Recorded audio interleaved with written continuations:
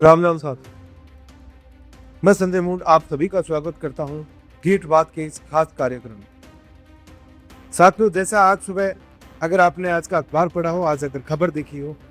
तो भारत के ऊपर कल अमेरिका के राष्ट्रपति डोनाल्ड ट्रंप ने एक दोबारा बड़ा झटका दिया।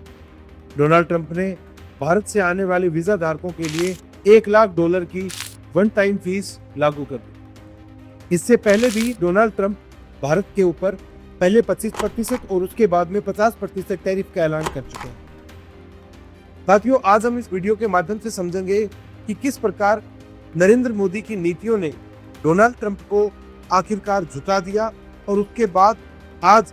यानी कि 22 सितंबर से जीएसटी के अंदर वो महत्वपूर्ण कटौती करी, जिसके बाद भारत देश का हर एक शख्स, हर एक युवा, हर एक महिला, गृहिणी सभी खुश है, ना कि चिंतित है। क्योंकि पिछले दिनों जब हमने देखा तो मीडिया के अंदर एक नैरेटिव फैलाया गया जिसके अंदर ये कहा गया कि भारत के ऊपर अब अतिरिक्त बोझ पड़ने वाला है, भारत के किसानों के ऊपर एक अतिरिक्त बोझ पड़ने वाला है। साथियों, जैसा हम देखते आए हैं, जब से डोनाल्ड ट्रंप राष्ट्रपति बने हैं उसके बाद से उन्होंने अमेरिका की इकोनॉमी को किलेबंद करने के लिए दूसरे देशों पर टैरिफ का ऐलान किया। इसके साथ ही इन्होंने भारत देश के अंदर भी इन्होंने ये सोचा कि किस प्रकार से मैं अपने जो प्रभाव है, अपने जो विचार है, या मेरा जो ट्रंप टैरिफ है, इसको मैं किस प्रकार से भारत के ऊपर लागू करूं, जिससे कि जो $4 बिलियन का जो आयात निर्यात का जो घाटा अमेरिका को है वो किस तरह से वो पाट सके। साथियों, 2014 के बाद से भारत ने काफी सामान आयात करने कम कर दिए और इसके बदले भारत ने निर्यात ज्यादा बढ़ाए। अगर बात करें 2014-15 की, तो उस समय भारत के अंदर जो सकल घरेलू उत्पाद, जितनी भी चीजें जो भारत के अंदर पैदा हुआ करती थी, उनके अंदर लगभग 44% वो जो सामान था वो भारत के अंदर बना करता था। उस समय का मैं आपको एक स्पेसिफिक डेटा बताता हूँ कि उस समय भारत का जो घरेलू उत्पादन था वो 46,429 करोड़ रुपए था, जो आज 1.27 लाख करोड़ का हो गया है। ये 174% की वृद्धि दर्शाता है। साथियों, इस बात से आपको अंदाजा हो जाना चाहिए कि जब से नरेंद्र मोदी ने देश की कमान संभाली, उन्होंने सबसे पहला जो विजन दिया था, अगर आपको याद हो, एक चलता हुआ वो शेर, वो मशीन, जो मेक इन इंडिया का जो एक सिंबल बन गया, हर भारतीय के मन में आया कि हाँ, हम क्यों विदेशी सामान खरीदें, हम क्यों नहीं भारत में सामान बनाएं, या क्यों नहीं भारत के अंदर ही वो प्रोडक्ट्स बनाएं जो हम यहाँ आसानी से बना सकते हैं। साथियों, अब मैं आपको एक बार पहले ले चलता हूँ इतिहास के गर्भ में। बात करते हैं 2005 है कि उस समय के अर्थशास्त्री एन रघुराजन ने एक आंकड़ा या यूं कहे एक चेतावनी जारी करी थी, जिसमें उन्होंने कहा था कि पूरा विश्व, पूरी दुनिया एक वैश्विक मंदी की तरफ बढ़ रहा है और उसके अंदर कई देश चपेट में आ सकते हैं। उसी समय भारत के अंदर जो यूपीए सरकार थी, मनमोहन सिंह प्रधानमंत्री थे, उन्होंने मनरेगा योजना जो लॉन्च करी, जितने भी ग्रामीण लोग हैं उनको 1 दिवसीय रोजगार दिया गया, 100 रुपए दिए गए और उससे भारतीय इकोनॉमी एक प्रकार से टिकी रही। लेकिन साथ ही में उस समय की कई बातें वैसी भी हैं कि भारत के ऊपर विश्व का इतना ज्यादा प्रभाव नहीं पड़ता, क्योंकि यहाँ कृषि आधारित जो लोग हैं, कृषि आधारित जो कंजप्शन है, जो लोगों का कंज्यूम करने की जो ताकत है, वो कृषि के ऊपर ज्यादा डिपेंडेंट है। 60 से 70% लोग आज भी कृषि के ऊपर डायरेक्टली इनडायरेक्टली डिपेंडेंट है और वो वहां से कंज्यूमर है या जो जितना भी सामान की उनको आवश्यकता होती है वो वहां से ले लेते हैं। लेकिन जब उसके बाद की अगर हम बात करते हैं तो 2014-15 के आसपास जब नरेंद्र मोदी भारत के प्रधानमंत्री बने, उस समय के जब हम आंकड़े उठाकर देखते हैं तो उस समय भारत की जैसे जो जीडीपी 7 और 8 के अंदर भारत की जीडीपी जो लगभग 42.83 लाख करोड़ की थी और वो 8.7% की गति से बढ़ रही थी। साथियों, यहाँ ध्यान देने योग्य बात है, उस समय भारत की जो आर्थिक वृद्धि दर थी वो कहा जाता है कि एक हिसाब से विश्व के अंदर सबसे अच्छी आर्थिक वृद्धि दर थी। लेकिन इसके साथ ये जिस प्रकार से स्टम्बल करती गई, धीरे धीरे कम होती गई और 2014 तक आते आते भारत के अंदर जो भारत की जो वृद्धि दर थी वो 7.6 के ऊपर आ गई। 2015-16 में नरेंद्र मोदी के आने के बाद में जो आर्थिक वृद्धि दर ने एक जो पेस पकड़ा, जैसे आज की अगर हम ग्रोथ रेट है उसको अगर पकड़ते हैं 6.6% की, तो उससे ये पता चलता है कि इनकी आर्थिक नीतियां कितनी मजबूत रही। ये इन्होंने, क्योंकि जब भी किसी अर्थव्यवस्था को आगे बढ़ना होता है तो वो अगर अचानक से कोई बूम आता है, अचानक से बहुत ज्यादा पैसा आ जाता है, तो महंगाई की बढ़ने का बहुत बड़ा डर रहता है, जैसा कि हमने वेनेजुएला जैसे देशों में देखा था। लेकिन भारत इसके विपरीत इस समय एक फिक्स पेस के अंदर बढ़ रहा है। साथियों, 2015-16 के बाद में भारत के कई उद्योगपतियों ने अमेरिका सहित जो वैश्विक मंदी थी, इसके अंदर अमेरिका सहित यूरोपियन कई देशों में और कई कंपनियों को उस समय एक्वायर किया। जैसा हम जानते हैं, लैंड रोवर जैसी कंपनीज को एक्वायर कर लिया था आर्थिक मंदी के बाद में, चूंकि वो कंपनियां दिवालिया होने की कगार पर थी।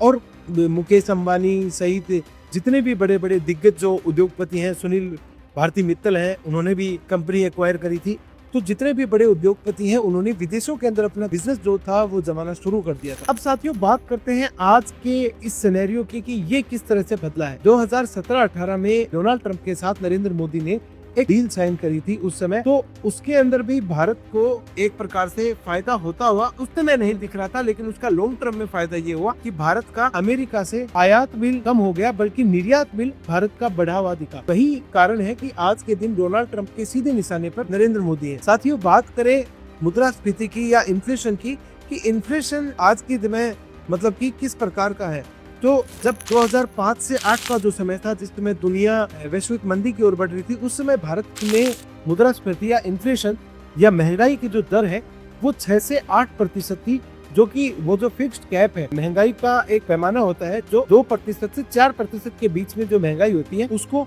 इक्विलिब्रियम के तहत माना जाता है कि हाँ, इतनी महंगाई देश के लिए और देश की ग्रोथ के लिए, देश के विकास के लिए सहायक होती है, मददगार होती है। इससे बहुत ज्यादा कम होना भी देश की जो गति होती है उसको वो प्रभावित करती है। साथ ही में इससे बहुत ज्यादा आगे बढ़ जाना भी देश के आर्थिक विकास को एक प्रकार से कहते हैं कि ले डूबती है, क्योंकि महंगाई जब अपने चरम पर होती है, लोग सामान खरीदना कम कर देते हैं। साथियों, इस सब के पीछे सबसे बड़ा जो विजन है वो प्रधानमंत्री नरेंद्र मोदी का मेक इन इंडिया का जो विजन था, उसने आज का जो इनका फैसला था जीएसटी दरों में कटौती करना, ये उसका उनका सबसे बड़ा जो कहते हैं कि प्रभावी कदम या जो करारा वार उन्होंने विश्व के अर्थशास्त्रियों के साथ किया। नरेंद्र मोदी ने अपने आप का बुलंदी जो आज उन्होंने हुई वो इस प्रकार से ही आती है कि नरेंद्र मोदी ने उस समय 2014-15 में मेक इन इंडिया का एक सपना दिया, देश के अंदर सामान बनने लग गए और देशवासियों के अंदर एक जो भावना जो पैदा हुई कि हमें जितना ज्यादा सामान खरीदना है वो देश के अंदर निर्मित खरीदना है। साथियों, नरेंद्र मोदी सरकार उस समय पर देश के अंदर अभी जैसे अगर आप पिछले कुछ दिनों पर देखें तो विक्रम चिप का जो इन्होंने आविष्कार कर लिया है, क्योंकि $23 बिलियन का चिप आयात करता है भारत हर साल, तो ये मार्केट बहुत बड़ा है। उसके लिए भी जो मतलब जो समस्याएं हैं उसको समाधान की तरफ चल रहे हैं, तो ये आज का कदम है। इसी प्रकार अगर हम देखें तो पहले के जो कदम थे उसमें ये था कि 2016 के अंदर जो नोटबंदी करी गई, बैंकों को सबसे पहले ये कहा गया कि आपका जो एनपीए है, नॉन परफॉर्मिंग एसेट्स है, उनको जब्त किया जाए, उनको पूरा किया जाए। और उसके बाद में जब नोटबंदी करी गई, नोटबंदी के दौरान 87% करेंसी भारतीय बैंकों के अंदर वापस आ गई। काले धन की अगर हम बात नहीं भी करें तो अगर जिस प्रकार से हम सोच सकते हैं कि काला धन को अगर हम साइड रखें तो उसके बावजूद 87% जो धन जो भारत की इकोनॉमी में घूम रहा था वो वापस बैंकिंग सेक्टर में आया। बैंकों को एक रिफॉर्म मिला, बैंक्स के पास जो धन की कमी थी, और जिस प्रकार से हम देखते आए हैं कि पिछले कुछ सालों में बैंकों का जो रेवेन्यू है, या यूं कहें कि बैंकों ने जो कमाई करी है, छोटे छोटे खूब सारे बैंक उभर कर आए हैं। तो उस समय एक और बड़ा फैक्टर अगर मैं आपको बताऊं तो 2016 के नोटबंदी के बाद में लोगों के अंदर जब कैश लोगों के हाथों में कम हो गया, नरेंद्र मोदी का जो विजन था डिजिटल पेमेंट का, या यूं कहें यूनिफाइड पेमेंट इंटरफेस यूपीआई का, वो जो भारत लेकर आया था, उस समय भारत ने पूरे विश्व के अंदर, आज के दिन वो कहते हैं कि यूपीआई के अंदर, आज का दिन का जो डेटा है वो ये कहता है कि भारत पूरे विश्व में यूपीआई के अंदर नंबर 1 बना हुआ है। डिजिटल ट्रांजेक्शन सबसे ज्यादा भारत के अंदर होते हैं। नरेंद्र मोदी का ये विजन कि देश के अंदर जितने भी ट्रांजैक्शंस हैं वो डिजिटल हो, ताकि उनकी एक प्रकार से निगरानी हो सके, एक प्रकार से ये पता चल सके कि भारत देश के अंदर कितना पैसा है जो घूम रहा है प्रतिदिन के स्तर पर, साथ ही में टैक्स एग्जेम्पशन से भी बच सके। उस समय अगर हम देखें तो 8 लाख की जो टैक्स की कैप थी वो रखी गई थी। साथ ही में जीएसटी के जो नए कानून लाए गए थे उसके अंदर 18%, 28% जैसी स्लैब्स रखी गई थी। खूब सारे सामान, क्योंकि जैसे जनता कहती थी कि बहुत ज़्यादा महंगे हैं, लेकिन आज के जो रिफॉर्म्स हैं, जैसे इस साल जो बजट आया था उस समय 12 लाख की जो लिमिट दे दी गई थी। साथियों, इस कदम से जैसा मेरा मानना है, जिस प्रकार से हम समझ सकते हैं वो ये है कि अगर कोई व्यक्ति 8 लाख के ऊपर एक समय टैक्स दे रहा था अगर उसकी 4 लाख आय और है और आज के दिन अगर वो 12 लाख रुपए कमा रहा है तो उसको एक टैक्स नहीं देना पड़ेगा, उसको कर नहीं देना पड़ेगा, और जो उसका जो सरप्लस अमाउंट जो बचा है वो उसे देश की इकोनॉमी के अंदर इन्फ्यूज करेगा, वो उसको खर्च करेगा, और खर्च करेगा तो देश की इकोनॉमी के अंदर देश के लोगों को रोजगार मिलेगा, जो रोजगार के जो साधन है वो बढ़ेंगे, देश की जो स्वदेशी जो चीजें हैं उनकी मांग बढ़ेगी और उनकी आपूर्ति के अंदर भी भारत अपने आप को तैयार करेगा। साथियों, इस चीज के साथ ही मैं आपका एक ध्यान एक तरफ उस तरफ खींचना चाहूंगा जिसके अंदर FDI, जब नरेंद्र मोदी सरकार 2014-15 में आई तो उन्होंने फॉरेन डायरेक्ट इन्वेस्टमेंट या विदेशी मुद्रा के लिए एक कुछ जरूरी कदम उठाए थे कि किस प्रकार से भारत के अंदर FDI आए और यहाँ का जो विकास है, जो आधारभूत इंफ्रास्ट्रक्चर है, उसके अंदर अपने पैसे लगाए और उसके बाद रोजगार बढ़ाएगा। साथियों, उस कदम का कई पार्टियों ने, कई लोगों ने, कई नेताओं ने इस चीज का विरोध किया था कि विदेशी निवेश भारत के अंदर एक प्रकार से सही नहीं होगा। लेकिन जैसा हम देखें 2015 में जो विदेशी निवेश था वो तकरीबन 44.4 बिलियन डॉलर था और उस विदेशी निवेश को बढ़ते बढ़ते 13% की वृद्धि से वो 50 बिलियन डॉलर तक पहुंचा। लोगों का विश्वास बढ़ा, भारतीय शेयर मार्केट में निवेश बढ़ा और उससे भारत के अंदर इंफ्रास्ट्रक्चर डेवलपमेंट, या यूं कहें हम इसे इस तरह से समझ सकते हैं कि अगर कोई विदेशी कंपनी भारत में 100 मिलियन डॉलर या जैसे ये कहें कि 1 मिलियन डॉलर वो इन्वेस्ट करती है भारत के अंदर, तो वो जिस कंपनी में इन्वेस्ट करती है या मार्केट में इन्वेस्ट करती है तो वो पैसा भारत के अंदर फैक्ट्री बनाने में, उन फैक्ट्री में काम करने वाले कामगारों को पैसे देने के लिए, तो उनको रोजगार देने के लिए, उनका जीवन यापन के लिए पैसे देने के लिए वो जो प्रभावी कदम जो उठाया था, उस प्रभावी कदम ने भारत के अंदर रोजगार के साधन बढ़ाए। साथियों, इसके साथ ही अगर हम एक चीज देखें, परचेजिंग पावर पैरिटी, जो आदमी की जो खरीदारी की जो क्षमता होती है, खरीदारी शक्ति समानता, हिंदी में खरीदारी शक्ति समानता और अंग्रेजी में इसे परचेजिंग पावर पैरिटी के नाम से जाना जाता है, कि एक व्यक्ति की जो GDP का टोटल वैल्यू है उसके अंदर व्यक्ति की खरीदने की या खर्च करने की कितनी सीमा है। तो भारत आज के दिन जिस प्रकार से GDP की अर्थव्यवस्था बढ़ा रहा है, उसी प्रकार से अमेरिका और चाइना के बाद में भारत तीसरा नंबर पे आता है। चाइना लगभग 40 ट्रिलियन डॉलर के आसपास है। वहीं भारत की अगर परचेजिंग पावर पैरिटी देखें तो 17.4 ट्रिलियन डॉलर आज के दिन भारत की परचेजिंग पावर पैरिटी है। परचेजिंग पावर पैरिटी आप इस प्रकार से समझ सकते हैं कि अगर सामान की कोई डलिया या यूं कहे एक बास्केट ऑफ गुड्स, सामान का एक बास्केट अगर अमेरिका के अंदर एक उसका $100 का मिलता है और भारत के अंदर 2500 रुपए का मिलता है, तो परचेजिंग पावर पैरिटी के अंदर $1 25 रुपए का हो जाता है। तो वहीं जैसे रुपए की हम बात करते हैं कि $1 88 रुपए के बराबर है, लेकिन परचेजिंग पावर पैरिटी में भारत और अमेरिका के अंदर बहुत ज़्यादा अंतर नहीं है, क्योंकि भारत एक ग्लोबल स्केल पे बहुत बड़ा देश है, देश की जनसंख्या बड़ी है, देश का कंजप्शन भी उतना ही बड़ा है और देश की खर्च करने की जो क्षमता है देश के अंदर, क्योंकि अगर पिछले दिनों के हम डेटा उठाकर देखें तो 57% लोगों ने पिछले कुछ सालों में माना है कि उनके जीवन स्तर में सुधार हुआ है। ह्यूमन डेवलपमेंट इंडेक्स या मानव विकास मूल्य सूचकांक में भी भारत ने 0.5% की बढ़ोतरी करी है। उसके अंदर लोगों का जो जीवन स्तर है वो ज्यादा बढ़ा है, वो सुधरा है। साथियों, इसके साथ ही हम गोल्ड की अगर बात करें, सोना जो भारत के अंदर आयात होता है, सबसे पहले हम बात करेंगे कि RBI ने क्या क्या किया। RBI ने सबसे पहले जो अपना सोना, देश का सोना जो इंग्लैंड के बैंक में रखा हुआ था, उस सोने को धीरे धीरे वापस मंगाने की प्रक्रिया चालू करी और आज भी भारत लगातार, क्योंकि भारत के अंदर घरेलू महिलाओं के अंदर सोने को लेकर एक चाह है, क्योंकि इसका मूल्य कभी घटता ना हो और वस्तु का जो मूल्य घट सकता है या सामान का मूल्य घट सकता है, लेकिन सोने का जो मूल्य है वो हमेशा बना रहा है, सोने की वैल्यू जो है वो बनी रही है। उसके लिए भारतीय लोग भी काफ़ी बड़ी संख्या में सोना पहनते भी हैं, साथ ही में सोना एक प्रकार से भविष्य के लिए भी सुरक्षित रखते हैं। तो सोने का जो भारत के अंदर जो इन्फ्यूजन था वो मैं आपको बता दूं कि उस समय भारत के अंदर सर्वर आयात 2024 में 3.7 ट्रिलियन रुपए रहा। इतने रुपए का सोना भारत ने आयात किया, इतना ज़्यादा सोना भारत के अंदर आया। साथ में RBI ने भी इतना ही सोना अपने पास में, इससे भी ज़्यादा अभी मेरे पास डेटा मौजूद नहीं है, लेकिन RBI ने भी अच्छा खासा सोना अपने पास रख रखा है। हम बात करते हैं रेपो रेट और रिवर्स रेपो रेट।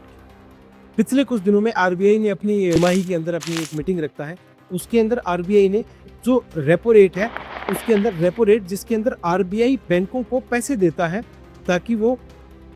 बैंक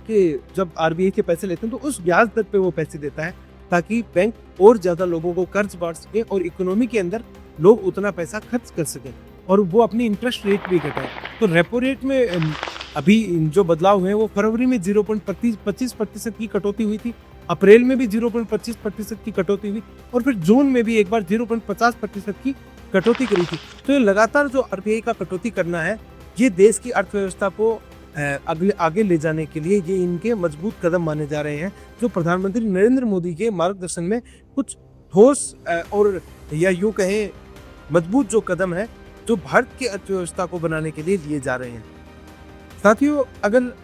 अभी की बात करें तो जो रेपो रेट है वो 5.50% है, जिसके ऊपर आरबीआई बैंकों को ऋण देता है कि आप इस रेट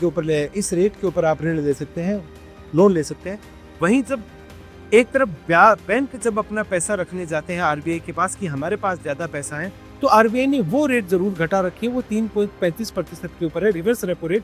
जो जितना ब्याज आरबीआई बैंकों को देता है उसके पास पैसे रखने के लिए आरबीआई के पास। तो ये दोनों रेट तब काम में आती हैं, जो रिवर्स रेपो रेट है वो तब काम में आती है जब देश के अंदर बहुत ज़्यादा लिक्विडिटी बढ़ जाती है, पैसे का इनफ्लो बढ़ जाता है, कैश लोगों के पास ज़्यादा होता है और लोग अत्यधिक खर्च करने लग जाते हैं, जिसकी वजह से महंगाई एक तरफ बढ़ जाती है। तो इस समय आरबीआई ने इस रेट की कटौती कर रखी है। इसका मतलब यही है कि देश के अंदर महंगाई कंट्रोल में है। साथियों, बात करें आज की तो जीएसटी के अंदर जो 18 और 28% की जो स्लैब्स थी, 12, 18 और 28 की, उनको पिछले दिनों प्रधानमंत्री नरेंद्र मोदी ने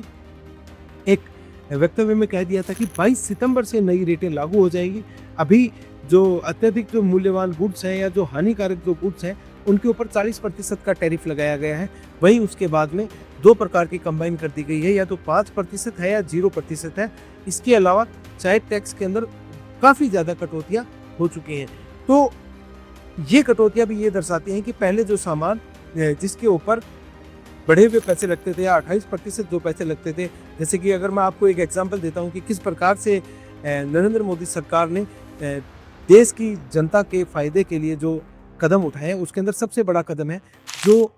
हम इंश्योरेंस लेते हैं, हेल्थ इंश्योरेंस, स्वास्थ्य सेवा के लिए जो हम बीमा करवाते हैं, उसके अंदर जो पहले जो टैक्स रेट थी वो 12 या 18% थी, उसको सीधा 0% कर दिया गया। साथ ही में जो कैंसर जैसी जो जानलेवा बीमारियां हैं और बाकी भी जो जीवन रक्षक दवाइयां हैं उनका भी जीएसटी घटाकर 0% कर दिया गया है, ताकि दवाइयां और ज़्यादा सस्ती उपलब्ध हो सकें। साथ ही में जैसे कि पढ़ाई की चीज़ें हैं, पेंसिल है, रबड़ है, इनके ऊपर भी 0% पैसा कर दिया गया है, 0% जीएसटी कर दी गई है। साथ ही में अगर हम बात करें बाकी चीज़ों की, तो बाकी चीज़ों के ऊपर जैसे जो रोज़मर्रा के में काम आने वाला सामान है, साबुन, तेल, ये सब, इन सब का जो पैसा है वो कम कर दिया गया है, इन सब का जो जीएसटी है वो कम कर दिया गया है। और अब देश के लोगों को, देश के जितने भी लोग हैं उन सभी को सहूलियत दी गई है कि वो और ज़्यादा धन खर्च कर सके, क्योंकि अब त्योहारी सीजन शुरू हो रहा है। और इसके अंदर नरेंद्र मोदी ने ट्रंप टैरिफ का जो ट्रंप ने जो टैरिफ लगाया था कि किस प्रकार से भारत देश दबाव में आ जाएगा, नरेंद्र मोदी ने बिल्कुल दबाव में नहीं आते हुए एससीओ समिट में चाइना के अंदर मिलने जाते हैं शी जिनपिंग से, साथ ही में व्लादिमीर पुतिन होते हैं। इन दोनों से मिलने के बाद में नरेंद्र मोदी ने वापस आते ही सबसे पहले अपनी जो जीएसटी रेट्स थी उनमें कटौती करी, ताकि भारत का जो घरेलू उत्पादन है उसके अंदर थोड़ा और बूस्ट मिल सके और देश के लोगों को जो जैसा उन्होंने कल शाम को अपने देश के नाम संबोधन में कहा कि जितना भी जो सामान है वो भारत के अंदर ही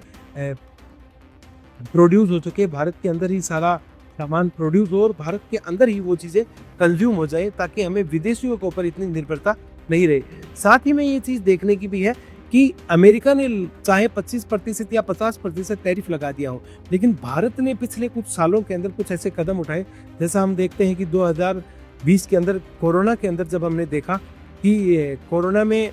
देश के जो लोग थे, देश के अंदर जो वैक्सीन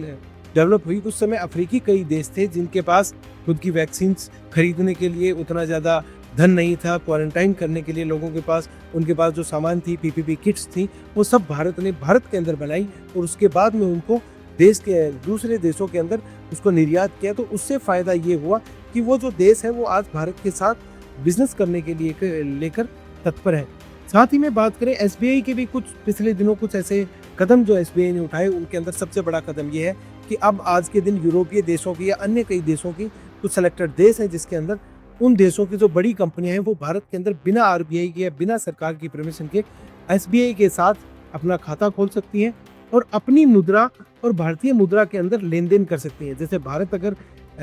रसिया से क्रूड ऑयल जो खरीद रहा है, जो सस्ता क्रूड ऑयल खरीद रहा है, वो भारत रसिया को रूबल में पेमेंट करता है और वहीं रसिया भारत को रुपए में पेमेंट करता है, ताकि एक दूसरे देशों का जो ट्रेड डील है वैसी बनी रहे। ब्रिक्स की भी करेंसी लाने की बातचीत चल रही है, लेकिन इन सब से आज हमारे जो बातचीत करने का जो मुद्दा था वो यही था कि प्रधानमंत्री नरेंद्र मोदी ने जो हिम्मत दिखाई, अमेरिका जो अपने आप को महाशक्ति कहता है, क्योंकि अभी 70 साल भी नहीं हुए, 75 साल भी नहीं हुए इनको महाशक्ति बने हुए। द्वितीय विश्व युद्ध के बाद में अमेरिका का जो प्रभाव बढ़ा, लोगों के ऊपर लोगों को डराया गया, धमकाया गया, तो वो जो प्रभाव था वो इतने सालों के अंदर ही खत्म होता आया है। और यूँ कहें, जैसा आप देखते हैं कि 2020 से 24 के बीच में जो बाइडेन के साथ नरेंद्र मोदी के या भारत सरकार के वो जो संबंध थे वो तनावपूर्ण थे, लेकिन आस थी कि डोनाल्ड ट्रंप के आने के बाद में वो संबंध सुधरेंगे, लेकिन ऐसा कुछ नहीं हुआ। इसके बावजूद ट्रंप ने भारत के ऊपर टैरिफ लगाए ताकि भारत दबाव के अंदर सरेंडर करे और अपना जो भारत का जो कृषि सेक्टर है उसके दरवाजे अमेरिका की कंपनियों के लिए खोल दे। साथियों, देश के किसानों के लिए नरेंद्र मोदी ने यह सबसे बड़ा फैसला लिया कि चाहे उन्हें कितनी बड़ी कीमत चुकानी पड़े, लेकिन देश के जो किसान हैं उनके साथ, उनके हितों के विरुद्ध वो नहीं जाएंगे, जैसा कि उन्होंने कहा। क्योंकि और इसका एक दूसरा बड़ा फैक्टर भी है कि अमेरिका का जो डेयरी जो सेक्टर है उसके अंदर गायों को मांस खिलाया जाता है प्रोटीन के तौर पर, ताकि वो ज़्यादा दूध दे सकें। और तो वो जो दूध था वो भारत के अंदर वो भेजने की, डेयरी प्रोडक्ट्स थे वो भारत के अंदर भेजने की बात थी, लेकिन ये भारत के क्योंकि लोगों के ये मूल्यों के खिलाफ है। जैसा कि 1857 की क्रांति में ही मंगल पांडे ने सुअर की चर्बी से बनी हुई कार्ट्रिजेस को मुंह से काटने से मना कर दिया था, गाय की चर्बी से बनी हुई उन कार्ट्रिजेस को मुंह से काटने से मना कर दिया था। उसी प्रकार के आज भी देश के अंदर जो हिंदुत्व की भावना है, सनातन की जो भावना है, उसके तहत भारत सरकार ने यह सख्त कदम उठाया कि वो अमेरिका के डेयरी सेक्टर के दरवाजे भारत के लिए नहीं, भारत के अंदर नहीं खोलेगा और किसी भी प्रकार से भारत के जो किसान है उनका अहित नहीं होने देगा। साथियों, इसमें दिलचस्प बात यह भी है कि अगर देश के अंदर लागू हुए 2020 में जो कृषि कानून जो बाद में किसान आंदोलन के बाद वापस दे दिए गए थे, अगर वो कानून देश के अंदर लागू हो जाते तो आज के दिन अमेरिका को भारत और ज़्यादा डेयरी प्रोडक्ट्स निर्यात कर रहा होता और अमेरिका भी भारत के अंदर इस प्रकार की गुस्ताखी नहीं करता कि वो भारत के ऊपर दबाव बना के उसके मार्केट में आने की कोशिश करे। लेकिन चूंकि योग है कि सरकार ने जो दूरदर्शी जो सोच रखी थी, प्रधानमंत्री नरेंद्र मोदी ने 2014-15 में अपना जो विजन रखा था वो 2025 तक आते आते वो सफल होता दिखाई दे रहा है। और इसमें कोई दो राह नहीं है कि भारत 2047 तक विश्व गुरु बनने की ओर अग्रसर है। भारत आज के अंदर ऊर्जा क्षेत्र के अंदर नंबर 1, जैसे कि रिन्यूएबल एनर्जी है, सोलर एनर्जी है, उसमें नंबर 1 बनने की ओर अग्रसर है। साथ ही में चिप मार्केट के अंदर भी भारत की सरकार ने काम करना शुरू कर दिया है। स्पेस टेक्नोलॉजी में हमने काम करना शुरू कर दिया है। रक्षा उत्पाद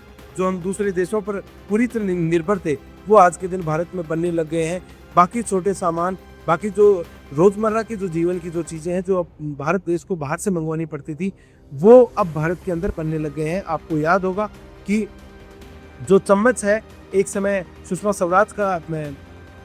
देश की संसद के अंदर दिया गया बहुत बड़ा जो वक्तव्य है वो ये था कि आज हमें देश के अंदर चम्मच भी हमें विदेश से मंगवानी पड़ रही है। लेकिन आज के दिन भारत ने जो अपना इंडिजिनस डेवलपमेंट स्ट्रक्चर खड़ा किया है मेक इन इंडिया के तहत, वो भारत देश को नई ऊंचाइयों पर लेके जाएगा और भारत देश किसी भी प्रकार से अब पीछे हटने वाला नहीं है। 2047 से पहले भी शायद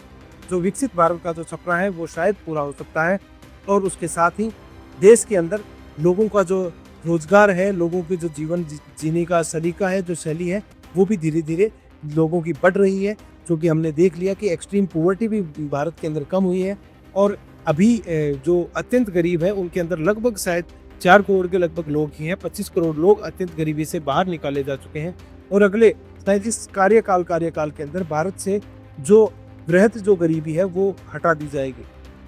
साथियों, ये था आज हमारा जो डिस्कशन का पॉइंट था कि ट्रंप टैरिफ के जवाब में स्ट्रॉन्ग खड़े नरेंद्र मोदी ने जिस प्रकार से देश का प्रतिनिधित्व किया और वो झुके नहीं, उससे हम देशवासियों के अंदर एक नई ऊर्जा का संचार हुआ है। तो मेरी भी आप सभी से यही अपील है कि देश के अंदर निर्मित प्रोडक्ट खरीदें, अगर मजबूरी नहीं हो तो। उसके अलावा जितने भी प्रोडक्ट्स हैं वो देश के अंदर बनाने की कोशिश करें, आप स्वयं भी उद्यमी बनने की कोशिश करें और देश को आगे ले जाने का काम करें। आज के लिए इतना ही, अब मिलेंगे कल नई एजेंडे के साथ, तब तक के लिए राम राम।